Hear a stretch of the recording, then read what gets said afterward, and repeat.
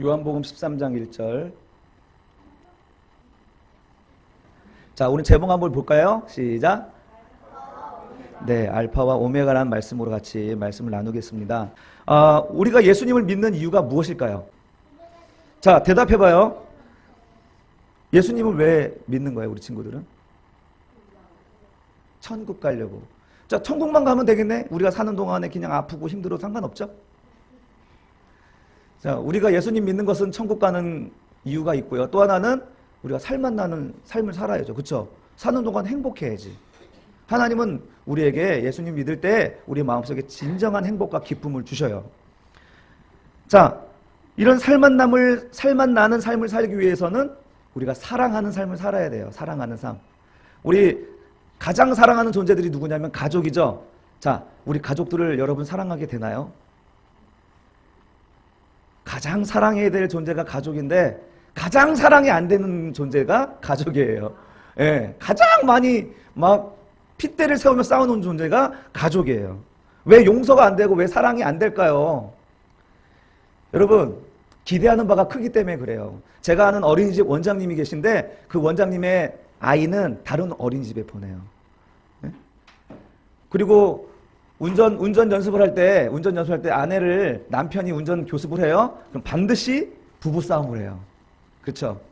부모가, 엄마가, 특히 아빠가 애들 공부를 가르쳐요. 속에서 우라가 치밀어요.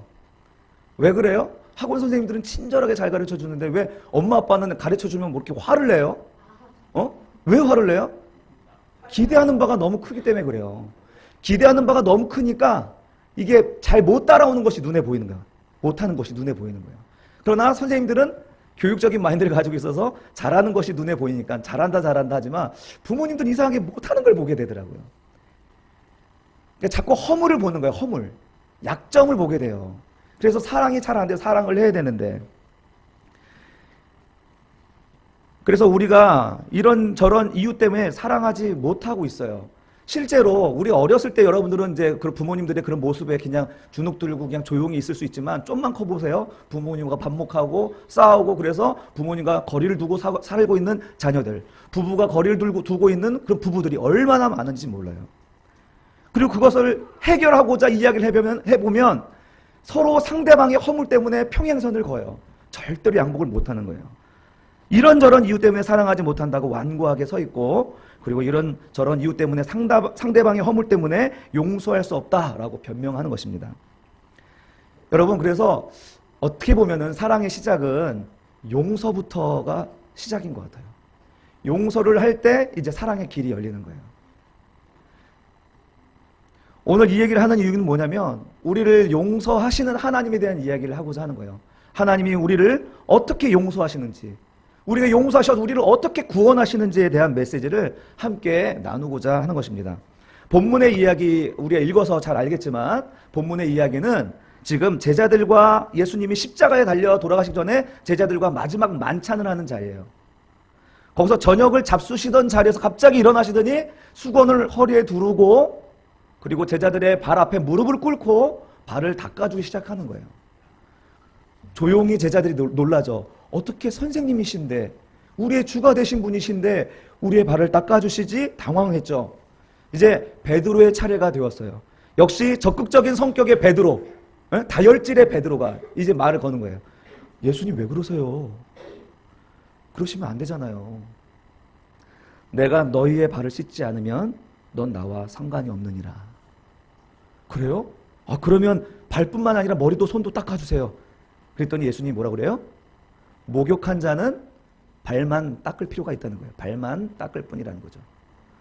예수님은 이미 우리 몸을 씻어 주었다라고 이야기하고 있는 거예요.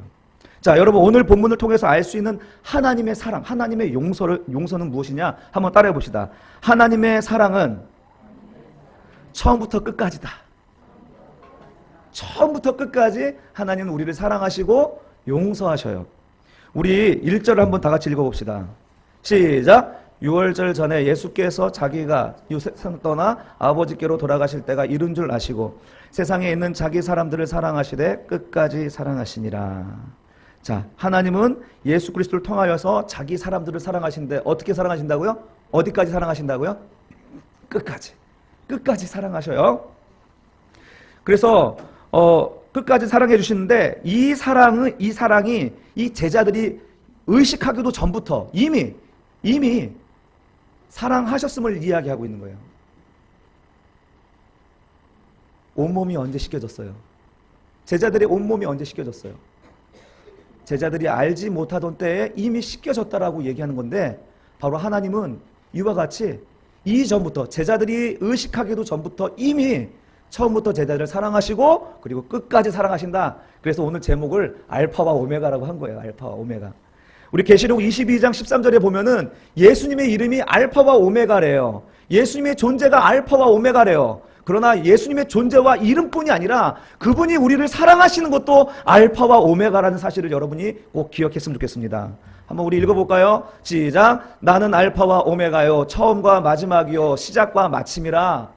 하나님의 존재가 그렇단 말이에요. 그런데 그 존재, 알파와 오메가로 계시는 그 하나님은 우리를 처음부터 끝까지 우리를 사랑하시는 하나님, 변함없이 우리를 사랑하시는 하나님이다라는 것입니다. 그러므로 이 하나님의 우리를 향하신 사랑과 우리를 향한 구원은, 우리는 교리적으로 세 가지 시제가 있다고 얘기해요. 한번 따라, 우리가 살아갈 때 옛날을 뭐라고 해요? 옛날, 지나간 시대를 뭐라고 그래요? 과거. 지금 살고 있는 걸 뭐라고 그래요? 현재. 앞으로를 뭐라고 그래요? 미래. 이것이 삼시제라고 하죠, 여러분. 구원에도 마찬가지예요. 하나님이 알파와 오메가로서 우리를 그렇게 사랑하시는데 이 구원도 역시 삼시제가 있는 거예요. 구원의 과거가 있는 거예요. 구원의 과거. 그리고 지금 현재 우리 가운데 하나님께서 구원을 이루어 가시고 장차 구원을 완성해 가시는 구원의 삼시제가 있는 거예요. 왜? 하나님의 존재가 그렇기 때문에, 하나님의 속성이 알파와 오메가이기 때문에 그래요. 자, 오늘 이 세 가지를 따라 본문을 살펴보고 공부해 보기로 하겠습니다. 먼저 10절을 한번 읽어볼까요? 시작. 마이크 대고 해. 마이크 대고.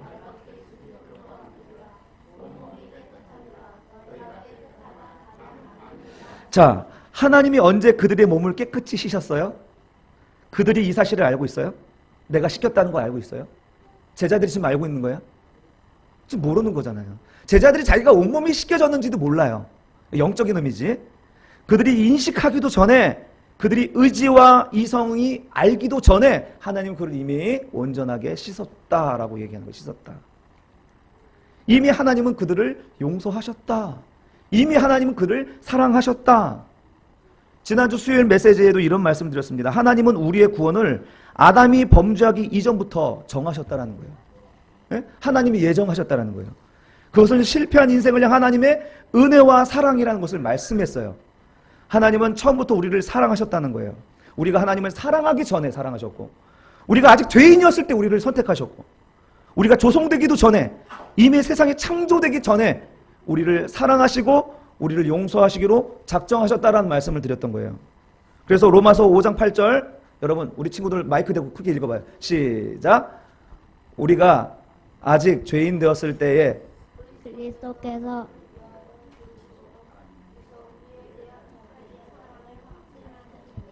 여러분, 내가 착해서 우리를 사랑한다고 말한 게 아니에요. 내가 어떤 의로운 공로를, 의로운 행위를 했기 때문에 우리를 사랑했단 말을 한 게 아니에요. 구원을 위해 우리가 할 수 있는 것은 아무것도 없어요. 우리가 죄인 되었을 때 하나님은 이미 그냥 우리가 인식하지도 못했을 때 넌 내 사랑이야 하고 도장을 꽉 찍어버린 거야. 응? 이름표를 붙여 내 가슴에 확실한 사랑의 도장을 찍어. 우리 하나님이, 우리가 인식하기 전에 하나님이 도장을 확 찍었어요. 넌 내 사랑이다. 그런데 나중에 구원받고 깨닫게 되는 것이, 구원받고 깨닫고 보니까 아니 내가 이미 하나님 사랑 안에 있었네 라고 알게 되는 거예요. 우리 에베소서 1장 3절에서 5절 한번 같이 읽어봅시다. 바울 사도의 고백이에요. 시작. 찬송하리로다. 하나님 곧 우리 주 예수 그리스도의 아버지께서 그리스도 안에서 하늘에 속한 모든 신령한 복을 우리에게 주사되 곧 창세전에 그리스도 안에서 우리를 택하사 우리로 사랑 안에서 그 앞에 거룩하고 흠이 없게 하시려고 그 기쁘신 뜻대로 우리를 예정하사 예수 그리스도로 말미암아 자기의 아들들이 되게 하셨으니. 여러분 놀랍지 않아요? 하나님은 이미 뭐라고요? 언제부터 택했다고? 읽었잖아 방금. 시구야, 언제부터 택하셨다고? 창세전에. 언제부터 택했다고요? 그래, 어떻게 알았어? 우와, 짱이네. 네, 그렇죠. 여기 나와요. 보면 아는데 왜 얘기들 안 해요? 시우 보면 아는데. 자, 창세전에 이미 우리를 그렇게 택했다는 거예요. 여러분, 예수 믿고 나서, 예수 믿기 전에는 몰랐는데 예수님 믿고 예수의 하나님의 은혜를 쭉 많이 받으니까, 아니 내가 내 구원이 이미 창세전에 예비되었다는 것을 깨닫게 되는 거예요. 그러니까 사도 바울이 이 놀라움을 어떻게 표현해요? 찬송하리로다 주님, 이렇게 외치는 거예요. 찬송할 수밖에 없는 거야. 그것을 깨닫고 나니까 얼마나 큰 은혜고 감사인지 탄성을 지르는 거예요. 그러나 여러분, 하나님 입장에서 한번 생각해 봅시다. 하나님 입장. 자, 이게 사람 입장에서는 그래요. 하나님 입장에서 이렇게 생각해 볼 수 있어요. 하나님은 어떤 분이십니까? 전지전능하신 분이시죠. 모든 것을 아시는 분이에요. 자, 그리고 인격적으로 사람을 창조하셨어요. 인간이 의심할 것도 아셔요. 창조하시고 이 사람이 타락할 것도 아셔요. 하나님은 이 사람이 의심을 통과해서 완전한 사람이 될 거라는 것도 아셔요. 그러나 하나님은요, 전지하시기 때문에 어떤 자가 실패하고 또 어떤 자가 하나님을 영접하고 받아들일지 아신다는 거예요. 하나님의 전지하신 속성 때문에. 여러분 이해되십니까? 우리는 종종 예정을, 하나님이 예정하셨다, 이렇게 이걸 불편한 것에 연결을 지으려고 해요. 그러나 예정을, 하나님의 예정을, 여러분들의 구원의 예정을 하나님의 전지에 연결해 보세요. 모든 것을 아는 하나님의 연결해 보세요. 오히려 하나님의 아픔이 아닐까요? 차라리 몰랐으면, 하나님을 거절하고 부인하는 이 사실을 하나님이 몰랐으면 마음 아프지 않았을 것 같아. 근데 모든 것을 아시기 때문에 거절할 것도 알고 하나님을 선택할 것도 아는 이 하나님의 이 전지하심은 오히려 하나님의 아픔이 아닐까요? 저에게는 세 자녀가 있습니다. 세 자녀가 있는데 저는 이 자녀가 앞으로 어떻게 될지 몰라요. 그래서 희망 고문을 당해요. 얘들이 얼마나 잘할까, 쓸데없이 천재가 아닐까, 막 어렸을 때 이런 기대로 막 키우잖아요. 근데 지내다 보면 어때요? 실망할 일이 많이 생기죠. 하지만 그 전까지는 내가 희망하고 즐거워할 수가 있어요. 그러나 내가 우리 자녀들이 앞으로 어떻게 될 것인지, 아빠를 어떻게 거역할 것인지, 또 어떻게 타락할 것인지, 어떤 곁길로 나갈 것인지 내가 다 알고 있다면 난 행복할까요? 여러분, 예정론을 여러분 우리 불편하게 생각하면 안 돼요. 예정론은 어떻게 보면 하나님의 고통이에요. 아픔이에요. 아픔. 그러면 하나님 전능하신 분이니까 선택하면 되잖아요. 그렇게 만드시면 되잖아요. 아니에요. 그럴 수 없어요. 왜? 사람을 하나님은 로봇으로 만들지 않았어요. 하나님의 형상으로, 인격으로 만들었기 때문에 그럴 수가 없는 거예요.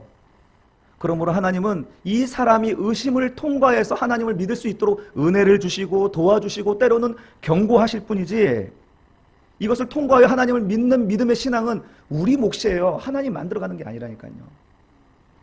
사랑하는 성도 여러분, 우리는 이미 하나님이 온 몸을 씻어준 자들인 줄로 믿습니다. 그래서 이 자리에 있는 줄로 믿습니다. 그렇지 않으면 이 말씀을 우리가 결코 순종할 수가 없는 거예요. 내게 큰 기쁨과 은혜가 되는 것은 처음부터 나를 구원하시고 또 세상 끝날까지 우리를 구원으로 인도해 갈 것이기 때문에 너무 감사하고 기쁜 것입니다. 이렇게 처음부터 우리를 이미 사랑하시고 구원하신 하나님은 우리를 그냥 내버려 두지 않으시고 현재 삶에서도 우리에게 역사하십니다. 이것이 바로 구원의 현재성인데, 바로 오늘 본문에 주님이 우리를 발을 닦아주시는 장면이에요. 한번 본문 5절에서 8절 한번 읽어볼까요? 시작!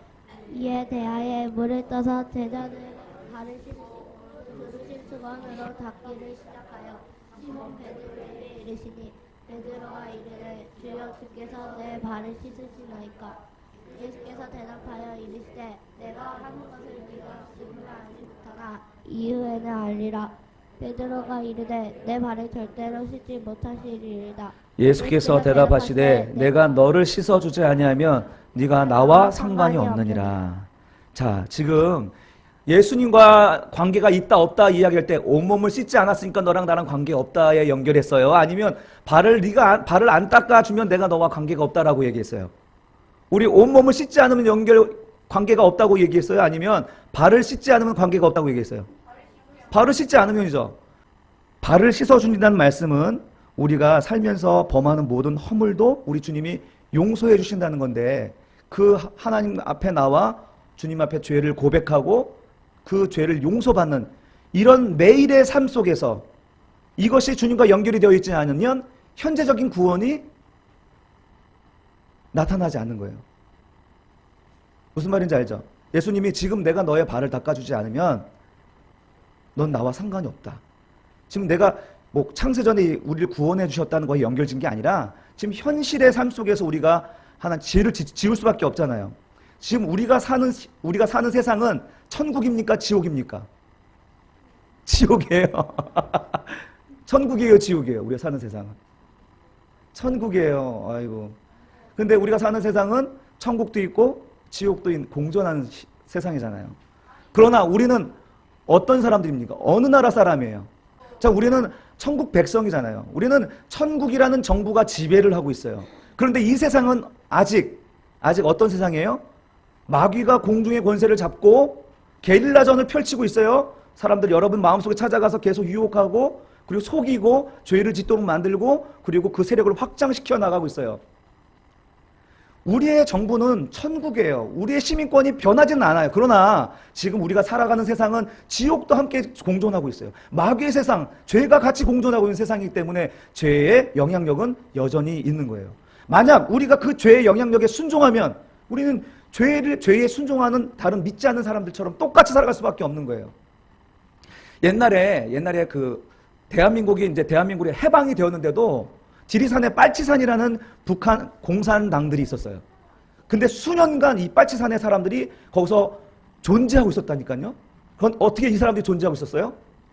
그 사람들을 동조하는 사람들이, 농민들 가운데 동조하는 사람들이 그들에게 계속 식량을 주니까 그 안에 있는 빨치산들이 이 게릴라 군들이 세력을 확장시켜 나가는 거예요. 나중에 폭동까지 일으키잖아요. 응? 마찬가지예요. 우리 안에는 죄의 법이 있고 또 생명의 법이 있어요. 둘 다 있어요. 그런데 우리가 무엇에 식량을 주느냐에 따라서 그것이 내 안에서 확장하는 거예요. 세력을 확장하는 거야. 여러분, 주님께서 오늘 우리의 발을 닦아주시면서 나와 관계의 연결, 예수님과의 관계에 연결하시는 이유는 무엇이냐? 우리가 매일의 삶 속에서 주님과의 이 죄를 죽이고 은혜의 지배 아래 거하겠다는 이런 마음 없이 살아간다면 우리는 구원이 취소되는 건 아닐지언정 우리가 살아가는 것이 죽을 맛인 거예요. 죽을 맛.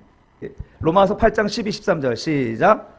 그러므로 형제들아 우리가 빚진 자로 돼 육신에게 져서 육신대로 살 것이 아니니라. 너희가 육신대로 살면 반드시 죽을 것이로되 영으로서 몸의 행실을 죽이면 살리라. 이게 이해 잘 안 되죠? 반드시 죽는데요. 우리가 육신대로 살면 그러니까 구원을 받은 자들인데 육신대로 살면 우리가 반드시 죽는데요. 근데 이 죽음은 우리가 완전한 사망을 이야기하는 것이 아니라 생기를 잃어버린다는 뜻이에요. 생기를 잃어버린다. 예? 구원의 취소가 아니라 우리가 살아가는데 생기를 잃어버린 생명력이 없는 삶을 사는 거예요. 구원받은 백성인데 하나님과의 매일의 관계 속에서 은혜를 구하지 않고 죄에 순종하고 우리의 나쁜 버릇에 우리가 순종하면 그것이 나를 지배하여서 이제 생기를 잃어버리는, 구원의 은혜도 잊어버리고 감사도 잃어버리고 찬양도 잃어버리는 이런 삶을 살게 된다는 거예요. 그러나 영으로서, 성령으로서 몸의 행실을 우리가 죽이면 살게 된다는 거예요. 우리의 몸의 행실은 영적인 영역이 아니고요, 우리의 삶의 영역이에요. 우리의 몸의 영역이 죄가 들어오는 통로가 되기도 하고 죄가 나가서 은혜가 들어오는 통로가 되기도 합니다. 그래서 우리는 매일의 삶 속에서 예수님과의 관계를 갖는 거예요. 주님, 내 발을 내밀면서 내 죄를 고백하는 거죠. 그리고 예수님은 그 죄를 씻어주시는 것이죠. 이런 매일의 관계 속에서 우리는 매일의 구원을, 현재적 구원을 이루어가는 것입니다. 이처럼 하나님의 구원은 창세전에 시작되었고 작정되었고 현재의 삶 속에서 온전히 이루어져 가는 것입니다. 이제 이 구원은 앞으로 어떻게 이루어져 갈까요? 한번 따라해봅시다. 바쁘다. 자, 하나님은 성도 간의 용서를 통해 구원을 완성해 가십니다. 자, 구원의 미래의 시제는, 미래의 완성은 바로 성도들의 용서예요. 성도 간의 용서. 우리 14, 15절 다시 읽어주세요. 14, 15절. 시작. 내가 주와 또는 선생이 되어 너희 발을 씻었으니 너희도 서로 발을 씻어주는 것이 옳으니라. 내가 너희에게 행한 것 같이 너희도 행하게 하려 하여 본을 보였노라. 지금 예수님이 세족식을 했는데 세족식 하신 이유가 뭐예요? 네. 너희도 행하게 하려고 본을 보이신 거라는 거예요. 예수님이 세족식을 하신 목적은 그것 자체가 목적이 아니라 너희도 서로 발을 씻어주라는 말이에요. 자, 내가 너희에게 이렇게 본을 보였으니 너희도 이렇게 해라 이런 말인데, 이런 외형적인 발을 씻어주고 용서해주고 하는 것을 떠나서 그 의미가 무엇이냐, 그것이 중요해요. 자, 한번 따라해보세요. 구원은 공동체 안에서 이루어진다. 여러분, 구원은요, 하나님 나라 우리가 의식하기 전에 시작되었어요. 그리고 예수님과의 그 죄의 고백과 용서를 통하여서 매일의 삶 속에서 일어나요. 이제 이 구원의 완성은 뭐냐면 공동체 안에서 완성이 되는 거예요. 아멘? 기독교는 개인적인 신앙생활이란 있을 수 없어요. 기독교는 공동체적이에요. 개인주의와 거리가 멀어요. 프라이버시라는 게 없어요. 계시록 21장에 나오는 구원의 결론을 보십시오. 새 하늘과 새 땅이 그리스도의 신부로서 이제 교회가 새 예루살렘으로 쫙 내려오는 장면을 묘사하고 있어요. 그 교회의 12지파로 묘사된 교회가 바로 오늘 이 지상의 교회를 이야기하는 거예요. 계시록 21장 2절 같이 읽어봅시다. 시작. 또 내가 보매 거룩한 새 예루살렘이 하나님께로부터 하늘에서 내려오니 그 준비한 것이 신부가 남편을 위하여 단장한 것 같더라. 예수 그리스도의 신부가 바로 오늘 지상교회, 오늘 우리 성도들이라는 거예요. 이 성도들이 교회의 형태, 즉 공동체의 형태로 내려옴을 보여주고 있는 겁니다. 21장 10절 12절의 말씀입니다. 성령으로 나를 데리고 크고 높은 산으로 올라가 하나님께로부터 하늘에서 내려오는 거룩한 성 예루살렘을 보이니 하나님의 영광이 있어 그 성의 빛이 지극히 귀한 보석 같고 벽옥과 수정같이 맑더라. 크고 높은 성곽이 있고 12문이 있는데 문에 12천사가 있고 그 문들 위에 이름들이 썼으니 이스라엘 자손 12지파의 이름들이더라. 아멘. 여러분, 우리의 구원은 공동체 안에서 이루어진다는 거, 여러분 이거 잊어버리시면 안 돼요. 우리 무리 속에서 그냥 숨어서 신앙생활을 한다? 이건 있을 수 없는 일입니다. 교제권 안으로 들어가서 교제하면서 죄를 고백하고 또 그 죄에 대하여 용서하고 관용하고 우리가 서로 이 관계 속에서 영적인 세족식이 계속 일어나는 거예요. 이 세족식을 통하여서 우리는 영적으로 예수님 앞에 서는 거예요. 그런 공동체를 통해서 주님은 너는 나와 관계 있다라고 말씀하시는 거예요. 우리는 보통 예수님과 관계 맺는 방법을 예배에 초점을 맞추는 경향이 있습니다. 그렇습니다. 예배에 초점을 맞춰야 돼요. 그러나 오늘 예수님께서 우리에게 말씀하시는 이 보이지 않는 하나님께 예배 드리는 것뿐만 아니라 관계를 통하여서 하나님과 예수님과 관계가 맺어진다는 것을 보여주고 있는 거예요. 너희가 보이는 지체들의 발을 씻어주고 공동체를 만들어가는 것, 그것이 나와 관계를 맺어가는 길이다라는 것입니다. 우리 20절입니다. 요한복음 13장 20절 우리 한번 마지막으로 같이 읽겠습니다. 시작. 내가 진실로 진실로 너희에게 이르노니 영접하는 자는 나를 영접하는 것이요 나를 영접하는 자는 나를 보내신 이를 영접하는 것입니다. 그렇죠? 내가 보낸 자, 바로 우리 서로가 하나님께서 보낸 자들 아닙니까? 내가 보낸 자를 영접하는 자는 나를 영접하는 거다. 나를 영접하는 자는 나를 보내신 하나님을 영접하는 것이다. 그러므로 지금 내 옆에 있는 지체는 하나님이 보내신 자십니다. 아멘? 그를 영접하는 것이 그리스도를 영접하는 것입니다. 아멘? 얼굴 한번 보세요. 그 얼굴에 그리스도의 모습은 아닐지라도 그 속에 그리스도가 있는 거예요. 내가 그를 영접할 때 그 속에 그리스도를 영접하는 것이고 그리고 그 안에 하나님을 우리가 영접하는 것이다. 우리가 이렇게 하는 것이 영적인 세족식이라는 거예요. 우리의 교제는 단순히 그냥 친해지고 사랑을 나누고 하는 정도가 아니라 영적인 의미에서 세족식이라는 거예요. 우리 안에 지금 누가 계세요? 성령님이 계시죠. 지금 육체로 예수님은 우리와 함께 계시지 않지만 그분께서 영으로 우리와 함께 계세요. 우린 각자가 예수 그리스도를 모신 그리스도의 사람들입니다. 이런 사람들이 서로 영적인 세족식을 통하여서 새 예루살렘, 아름다운 교회 공동체가 만들어져 가는 것입니다. 사랑하는 성도 여러분, 우리는 약합니다. 그럼에도 불구하고 하나님께서는 우리 안에서 역사하시기로 작정하셨습니다. 그래서 우리가 서로 용서하고 관용하고 또 죄를 고백하고 하는 것을 통하여서 아름다운 구원을 완성해 가는 것을 기다리십니다. 사랑하는 성도 여러분, 하나님은 이와 같이 우리를 처음부터 끝까지 우리를 사랑하시는데 이 구원의 완성을 우리 소수의 모임이지만 이 안에서 서로 발을 내밀고 또 용서하고 관용함을 통하여서 하나님의 구원을 완성해 가는 우리 새바람 교회가 되어지기를 주님의 이름으로 축복합니다. 기억합시다. 하나님은 우리를 창세전부터 우리를 마음에 새기어 주셨습니다. 그리고 우리의 매일의 삶 속에서 죄를 고백하고 은혜의 지배를 받는 삶을 통하여서 주님은 우리의 구원을 이루어 가십니다.